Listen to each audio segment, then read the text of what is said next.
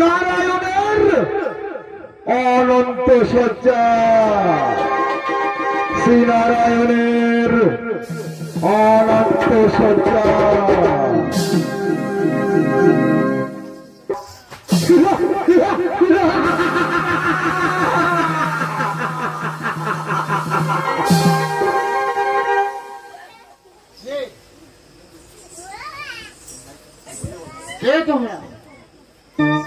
আপনার নিদ্রাকালীন আপনার কর্ণদ্বার হইতে আমাদের দুজনের জন্ম। আমি কৈটব। আমি মধু। মধু মধু কি চাও তোমরা? আমরা বর চাই পিতা। কি বর চাও তোমরা? আমরা আমার বর চাই। আমার বর তো হবে না, বিধি বিধান লঙ্ঘন করার ক্ষমতা তো কারো নেই, তাই আমি তোমাদের অমর বর দিতে পারবো না। না বললে শুনবো না পিতা, তোমাকে যে অমর বরই দিতে হবে। না মধু কৈটব, জন্ম নিলে মৃত্যু তো একদিন হবেই, তো অমর বর তুমি পাবে না, অন্য কোনো বর প্রার্থনা করো। না পিতা, আমাদের অমর বরই দিতে হবে। শোনো মধু কৈটব, তোমাদের আমি এই বর দিচ্ছি, এই বর নিয়ে তোমরা সন্তুষ্ট হও। তোমাদের উরুজঙ্গে যতক্ষণ কেউ বধ না করতে পারবে ততক্ষণ তোমাদের মৃত্যু হবে না। তাই হোক পিতা, তাই হোক। উরুচন্দ্র আস্তে দিলেই তো। তাহলে আমি এখন আসি। দাঁড়াও পিতা, তুমি যে বরটা দিয়েছো সেটা সত্য কিংবা মিথ্যা আমরা তোমার সাথে যুদ্ধ করে পরীক্ষা করতে চাই। অন্য কারোর সঙ্গে পরীক্ষা করো, আমার সঙ্গে পরীক্ষা করার কি আছে? না পিতা, অন্য কেউ তো আমাদের বরটা দেয়নি, দিয়েছেন আপনি। তাই আমরা আজকে আপনার সঙ্গে যুদ্ধ করে বরটা সত্য কিংবা মিথ্যা যাচাই করতে চাই। কেন মধু কৈটব, আমি তোমাদের বর দিয়েছি বলে আমার সঙ্গে তোমার যে পরীক্ষা করতে হবে এমন কোনো কথা তো নাই। না পিতা, বরটা তো মিথ্যাও হতে পারে। যাই হোক, তুমি যখন আমার সঙ্গে পরীক্ষা করতে চাইছো তবে ধরো অস্ত্র পরিবারের মিটাই বদ বরণের সাথ। তাই ধরো পিতা, তাই ধরো। ধরো অস্ত্র পিতা, দেখবো আজ তোমার কতই যুদ্ধের সাথ বা তোমার কতই মনের বাসনা আজ আমরা দেখতে চাই। অস্ত্র পরিবারের মিটাই বদ বরণের সাথ। তাই হোক, তাই হোক।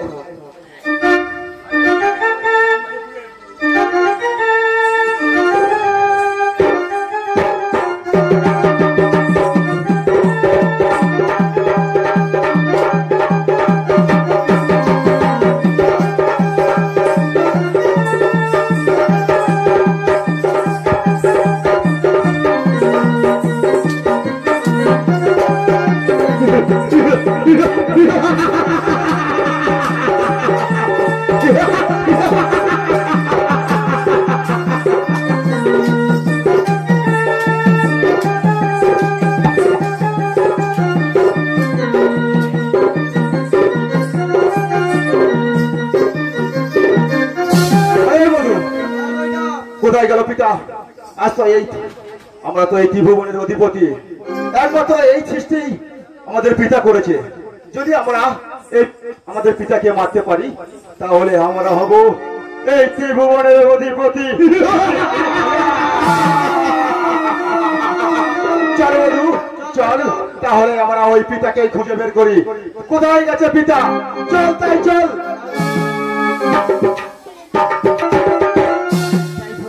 মধু কৈটবকে তুমি ভুল করে বর দিয়েছিস, এখন আমার উপায় কি? আমার এই যে সুন্দর এই ভুবন ওরা তো দশা তালে দেবে, তাই আমি এখন মহামায়াকে স্মরণ করে দেখি কোন বর যদি মহামায়া মহামায়া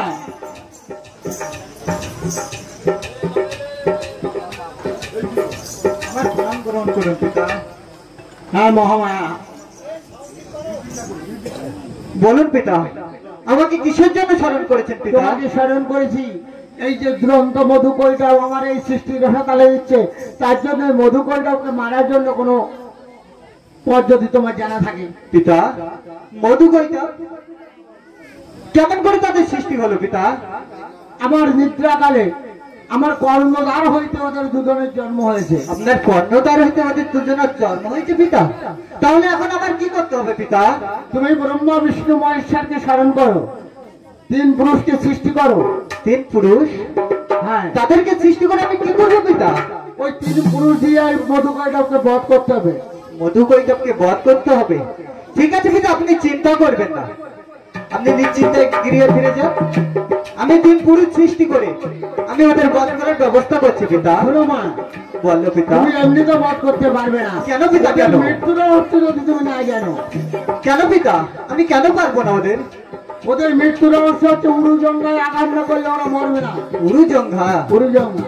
ঠিক আছে পিতা। তাহলে এখন আমি আসি মা। আসেন পিতা, আসেন।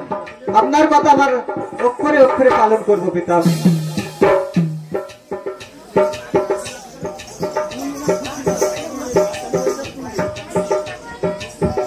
তাই তো, আমার পিতা তো তিন পুরুষ সৃষ্টি করতে বললো এই মধু ও কৈটব নামে দুই অসুরকে বধ করার জন্য। তাহলে এখন আমি তিন পুরুষ সৃষ্টি করে দেখি। ব্রহ্মা, বিষ্ণু, মহেশ্বর। মাতা, মাতা, আপনি কি আমাদের স্মরণ করেছেন মাতা? হ্যাঁ পুত্র, আমি তোমাদেরকে স্মরণ করেছি। কেন জানো পুত্র? আমার পিতার নিদ্রাকালীন কর্ণদ্বার হইতে দুই অসুরের জন্ম হয়েছে পুত্র। সেই দুই অসুর আমার পিতার বর প্রার্থনা করে বর পূর্ণ হয়েছে তারা। সেই বরের বলিদানে আজ এই সৃষ্টিকে রসতলে দিচ্ছে পুত্র। কিন্তু কিন্তু আমরা কেমন করে ওদের ধ্বংস করবো? কেমন করে মাতা? যেতে মাতার বলে বলি তাকে যেতে তারা বধ করতে পারে না, এটা তো তুমি জানো মা। তাহলে তাহলে আমরা কেমন করে তাকে বধ করবো? শোনো মহেশ্বর, শোনো, এরও একটা কারণ আছে। আমার পিতা আমাকে বলে গিয়েছে। কারণ আছে? আছে পুত্র, আছে। কি কারণ জানো পুত্র? বলো মাতা। আমার পিতা ওনাদের এই আশীর্বাদ দিয়েছে যে ওদের উরুজঙ্গায় কেউ না বধ করতে পারলে ওদের মৃত্যু হবে না পুত্র। বুঝতে পেরেছি, বুঝতে পেরেছি মাতা। আমি তো সংহার কর্তা, তুমি আর চিন্তা করো না। মৃত্যু রহস্য যখন আমি একবার জেনে গেছি, তুমি আর চিন্তা করো না। মধু কৈটব যত বড় অসুর হোক, ব্রহ্মা বিষ্ণু মহেশ্বর থাকতে এই পৃথিবীতে কখনো বাঁচতে পারবে না। আসছি আসছি মধু কৈটব, ভগবান চমর রূপে তোমাদের সামনে আসছে তোমাদের ধ্বংস করতে। মহেশ্বর, তবে আমি এখন আসি পুত্র। এসো মাতা, তুমি আর চিন্তা করো না। আজ তো আমরা পালনকর্তা, সৃষ্টিকর্তা, সমারকর্তা যেখানে আছি সেখানে মাতা তোমার কোনো চিন্তা নেই। আমরাই করবো বধ ওই মধু কৈটবকে। তবে আমি এখন আসি পুত্র।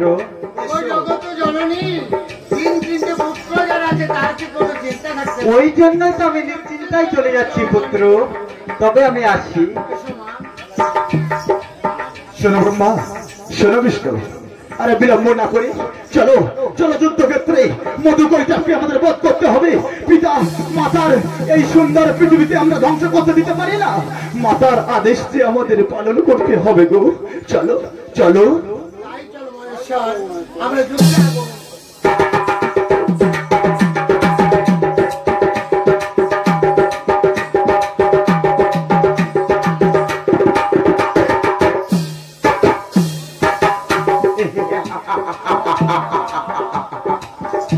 আরে মধু কোথায় গেল পিতা? সারা ত্রিভুবন খুঁজে এলাম, তবু তো পিতারা দেখা পেলাম না। তাহলে চল, তাহলে আজ আমরা দেবলোকের আক্রমণ করব। কোথায় দেবতাগণ, তোমরা বেরিয়ে এসো। আজ কোথায় যাচ্ছ তোমরা? ভেবেছ দেবতারা ভয়ে ভয়ে ভীত হয়ে এইখানে লুকিয়ে আছে? ব্রহ্মা বিষ্ণু এই যুদ্ধক্ষেত্র থেকে পলায়ন করেনি। আরে মধু, এরা কারা? ছোট ছোট বাচ্চারা। আরে যাও, তোমরা মায়ের কোলে ফিরে যাও। তোমরা আমাদের সঙ্গে যুদ্ধ করতে এসো না। যাবো মায়ের কোলে তো ফিরে যাবো, তবে তোমাদের শিরটাকে সঙ্গে নিয়ে যাবো।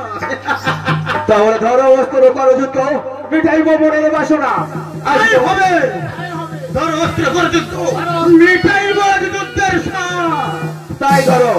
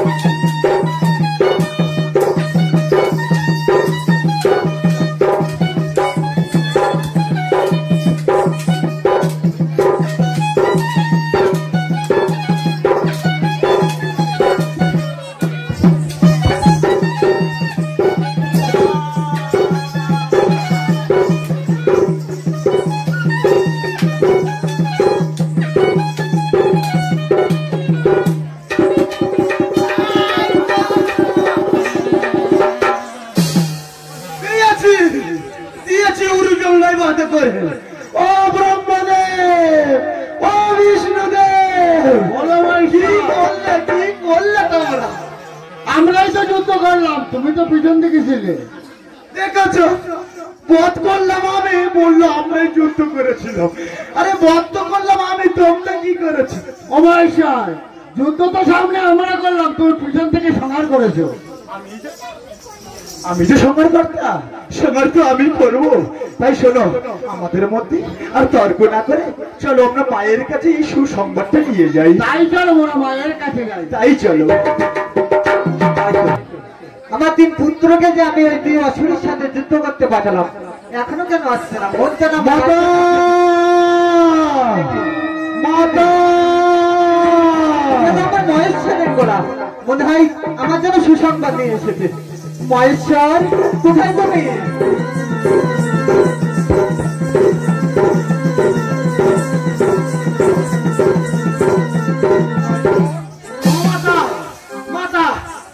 কি হয়েছে মহেশ্বর? তুমি অবাক করে কেন ভাবাচ্ছ? বধ করে দিয়েছে পুত্র?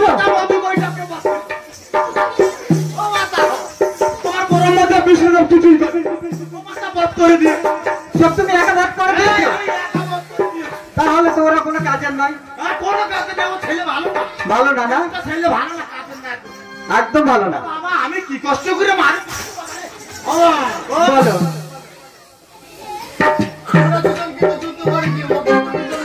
ভিতরে ছিল? এই কথা কি সত্য? তুমি বলো। না না, সমাজ তো ওরা করতেই পারে না।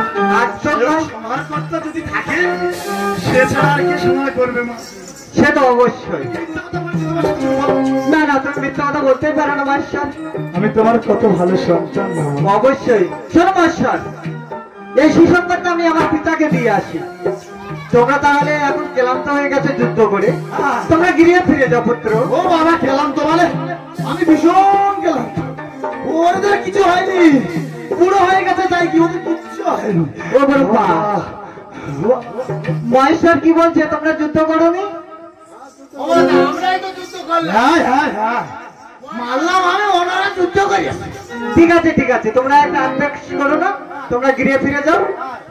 আমি আমার সংবাদটা পিতার কাছে দিয়ে আসি। ঠিক আছে, তাই হবে। চলো সবাই চলো। চলো ব্রহ্মদেব, চলো বিষ্ণুদেব।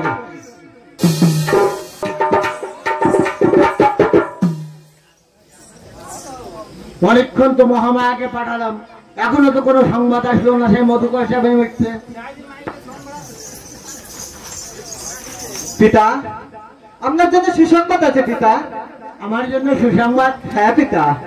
বলো কেন না, জানো? বলো, কি সুসংবাদ এনেছো তুমি? পিতা, আপনি যে বলেছিলেন না 3 পুরুষ সৃষ্টি করতে, আমি 3 পুরুষ সৃষ্টি করেছি পিতা। তারা আপনার ওই 2 অসুরকে নিধন করে এসেছে আমার কাছে পিতা। খুব ভালো সুসংবাদ এনেছো মা, না হলে আমার এই সৃষ্টি তো সব রসাতালে যেত মা। তাহলে এখন আমি আসি মা। তারাও পিতা। তবে তবে কি মা? কি জানো পিতা, আমি তো একটা নারী পিতা, আমারও তো শরীরে কাম বাসা বেঁধেছে পিতা। তাই আমি তোমাকে বিবাহ করতে চাই পিতা। বিবাহ? না না, আমি কি তোমার পিতা? আমি কেমন করে তোমাকে বিবাহ করবো? পিতা। কথা বলো না মা। আমি তো একটা নারী, আমি কেমন করে এই কাম যন্ত্রণা সহ্য করবো পিতা? আপনি উপায় বলে দিন পিতা। শোনো মা, বলো পিতা, ওই যে বলো। 3 পুরুষকে তুমি সৃষ্টি করেছো, ওই 3 জনের কাছে চলে যাও, কেউ না কেউ তোমায় গ্রহণ করবে মা।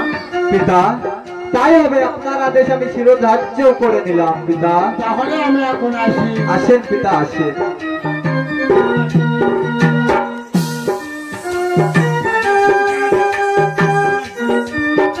তাই তো আমার পিতা তো বললো 3 পুরুষের কাছে আমাকে যেতে।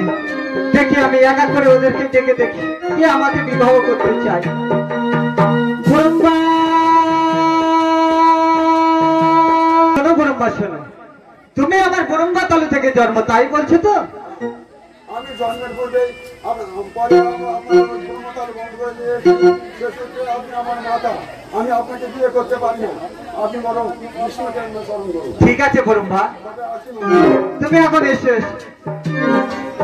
তাই তো ব্রহ্মা তো ব্রহ্মার কথা বলে গেল, সে আমার ব্রহ্মা দাঁত থেকে জন্ম, সে জন্মানোর পর আমার ব্রহ্মা দ্বার বন্ধ করে দিয়ে দিয়েছে। তাহলে এখন একমাত্র আমার উপায় বিষ্ণু। দেখি আমি বিষ্ণুকে ডেকে দেখি। বিষ্ণু, বিষ্ণু, বলো মাতা, কি কারণে ডেকেছো আমায়? তুমি এসেছো বিষ্ণু? হ্যাঁ মাতা। শোনো বিষ্ণু, শোনো, আমি তো একজন নারী বিষ্ণু, আমারও তো শরীরে কাম বাসা বেঁধেছে বিষ্ণু, তাই আমি তোমাকে বিবাহ করতে চাই বিষ্ণু। সে কি করে সম্ভব মাতা? কেন সম্ভব নয়? আমি যে তোমার নাব্যদ্বার থেকে জন্মগ্রহণ করেছি, তাতে কি হয়েছে? জন্মের পরে আমি তোমার এই নাব্যদ্বার বন্ধ করে দিয়েছি, আমি তোমায় বিয়ে করতে পারবো না মাতা। তুমি যে আমার জন্মান্তরের মা, তুমি বরং মহেশ্বরের কাছে যাও, বিষ্ণু, সে যদি তোমায় গ্রহণ করতে পারে তুমি সেখানে দেখো। তাহলে তুমিও আমাকে বিবাহ করবে না? না মাতা। ঠিক আছে, তাহলে আমি এখন আসি মাতা। এসো, তুমি এসো। দেখি আমি আমার শেষ উপায় আমার মহেশ্বর, তাই আমি মহেশ্বরকে ডেকে দেখি। মহেশ্বর,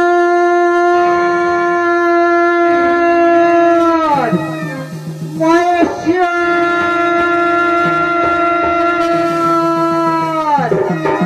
মহেশ্বর,